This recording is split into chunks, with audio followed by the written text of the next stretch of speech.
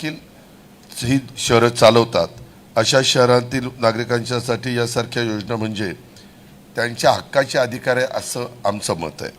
आमचा जाहीरनामा हा काही पैसा उधळण्याच्यासाठी नाही आहे. लोकांनी भरलेला कर किंवा मेहनतीचा पैसा त्यांना योग्य स्वरूपात परत मिळावा हा त्याच्या पाठीमागचा आमचा उद्देश आहे. नागरिकांना प्रत्यक्ष फायदा होईल अशी कामं करण्यावर आमचा भर आहे. योग्य नियोजन, शिस्तबद्ध अंमलबजावणी आणि भविष्यातील गरजा लक्षात घेऊन हे प्रशासन चालवलं जाणार आहे. त्यामुळे कुटुंबांना लगेच दिलासा मिळेल आणि शहराच्या पायाभूत सुविधा देखील दीर्घकाळासाठी मजबूत होतील.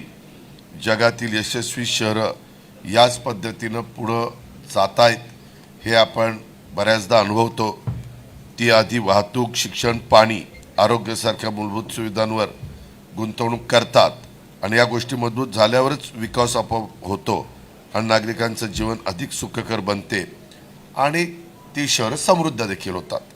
आणखी एक महत्त्वाची गोष्ट मी स्पष्टपणे तुमच्या सगळ्यांच्या निदर्शनास आणू इच्छितो की निर्णय अचानक किंवा घाईघाईने घेतलेला नाही. गेल्या अनेक महिन्यापासून आमच्या वेगवेगळ्या सहकारी यांच्याशी आम्ही बोलतोय. पिंपरी चिंचवड आणि पुणेमध्ये सतत फिरून आम्ही थोडासा लोकांच्यामध्ये देखील सर्वे करण्याचा प्रयत्न केला, संवाद साधण्याचा प्रयत्न केला. लोकांना रोजच्या आयुष्यात नेमका कुठला त्रास होतोय, वाहतुकीची कोंडी, वेळेचा अपव्यय, वाढता खर्च आणि मानसिक ताण हे समजून घेण्यासाठी आम्ही हे सर्वेक्षण केलेलं होतं. उपाय जारी केल्यानंतर देखील पत्रकार मित्रांनो आम्ही थांबलेलो नाही आहे. पुन्हा एकदा आम्ही लोकांच्यामध्ये गेलो, त्यांच्या प्रतिक्रिया परत ऐकल्या आणि त्यांची मतं जाणून घेतली. त्यामुळे ते वरून लादलेला निर्णय नाही, लोक स्वतः जे मागत आहेत तेच आम्ही देत आहोत.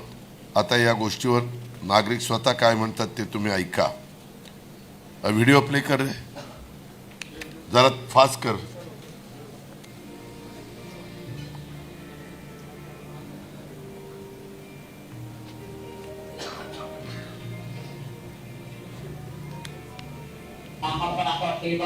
लोकांना खूप बघते मी येता जाता, त्यांच्याकडे कधी कधी बसला जायला पैसे नसतात.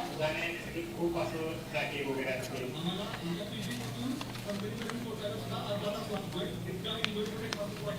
ट्रॅफिकची समस्या बी खूप आहे. मेट्रो सेवा दिल्यामुळे ते खूप समस्या कमी होणार. माझा वैयक्तिक जवळपास 3 ते 4 मंथली खर्च होतो आणि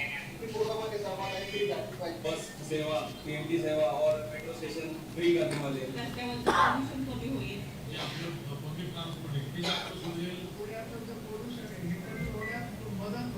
आम्हाला सामान्य लोकांना प्रवास करणं अत्यंत सोपं आहे. ही सुविधा जर फ्री लोकांना भेटली तर लोकांचे खूप मोठे फायदे यामुळे होणार आहे. आता सध्या अजितदादांनी घोषणा केली की ते मेट्रो फ्री करतात. रस्त्यावरच्या गाड्या कमी होतील आणि त्याच्यामुळे पुणे शहराची ट्रॅफिकची समस्या देखील दूर होणार आहे. प्रदूषित दूर सार्वजनिक वाहतूक याच्याकडे वळले जातं आणि पैशाची पण बचत होईल. तो आता खर्च कमी होईल. अजितदादांनी घेतलेलं जे पाऊल आहे त्याला आमचं पूर्ण समर्थन आहे. मला असा विश्वास आहे दादा त्यांचा केलेला शब्द नक्कीच पाहिजे. दादांचा मला हा पक्का हे अजितदादांचं नियोजन एकदम परफेक्ट असतं. आमचा दादांवर पूर्ण विश्वास आहे की ते ही सगळी कामं करतील.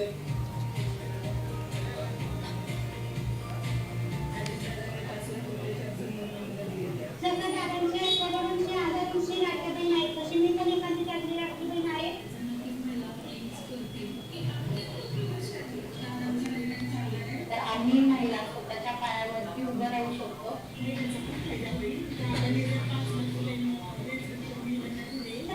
शॉप म्हणा काहीतरी मी ओपन करून माझा मोठा बिझनेस चालू करू शकतो.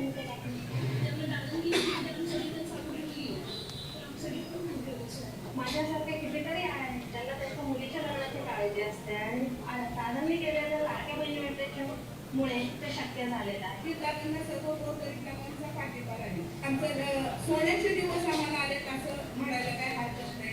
अजितदादांचं धन्यवाद. कामाचा वादा अजितदादा. आमचं समाज राष्ट्रवादीला अजितदादांचं धन्यवाद. त्याला थँक्यू म्हणतो. अजितदादांना खूप खूप आभार. अजितदादांचं धन्यवाद. कामाचा वादा अजितदादा. जे लोक या निर्णयाची अंमलबजावणी कशी होईल यावर प्रश्न उपस्थित करत आहेत त्यांनी स्वतःला एकच प्रश्न विचारावा की अजित पवार कोण आहेत. मी महाराष्ट्राचा, तुम्हाला सगळ्यांना माहिती आहे, अर्थमंत्री. आत्तापर्यंत मी राज्याचे 11 वेळेला अर्थसंकल्प सादर केलेले आहेत. सहकार चळवळ असेल, बँकिंग व्यवस्था असेल, पायाभूत सुविधांचे वित्त आणि मोठे प्रशासन चालवण्याचा मला दीर्घ अनुभव आपण सगळ्यांनी पाहिलेला आहे. आर्थिक नियोजन प्रत्येक रुपयाच्या पातळीवर कसे करायचे हे मला व्यवस्थित माहिती आहे. आपण माझा मतदारसंघ बारामतीकडे पहा, पिंपरी चिंचवडकडे पहा. काही खेड्यांच्या एकत्रीकरणातून आज ते महाराष्ट्रातील सर्वाधिक विकसित शहरांच्यापैकी एक आहेत. जेव्हा योग्य नियोजन आणि मजबूत राजकीय इच्छाशक्ती एकत्र येते तेव्हा विकास नक्की होतो.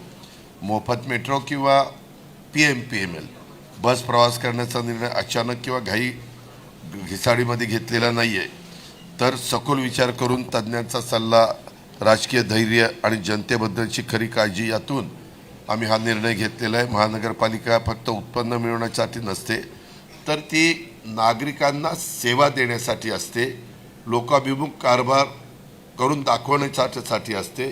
आज पुण्याच्या वाहतुकीची परिस्थिती पाहिली की मन अक्षरशः आपलं हेलावतं. लोक रोज तासनतास रस्त्यावर अडकतात. मेट्रोची क्षमता खूप जास्त असताना देखील सध्या फक्त सुमारे 30,000 लोक ती रोज वापरतात. म्हणजेच रस्त्यावर प्रचंड गर्दी आहे आणि मेट्रो मात्र कमी वापरली जाते. म्हणून स्वतःला एकदा आपण प्रश्न विचारला पाहिजे की तुम्हाला रस्त्यावरची गर्दी कमी व्हायला नको का?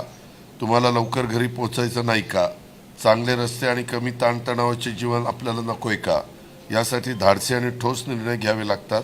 म्हणून सार्वजनिक वाहतूक मोफत करण्याचा निर्णय हा जी आमची युती झालेली आहे त्या सर्वांनी मिळून घेतलेला आहे, जेणेकरून लोक रस्त्यावर मेट्रो आणि बसकडे वळतील. पुणे हे कल्पकतेच्या आणि विचारांचे शहर आहे. ते ट्रॅफिक जामसाठी नाही तर दूरदृष्टीच्या निर्णयाच्यासाठी ओळखले जाते.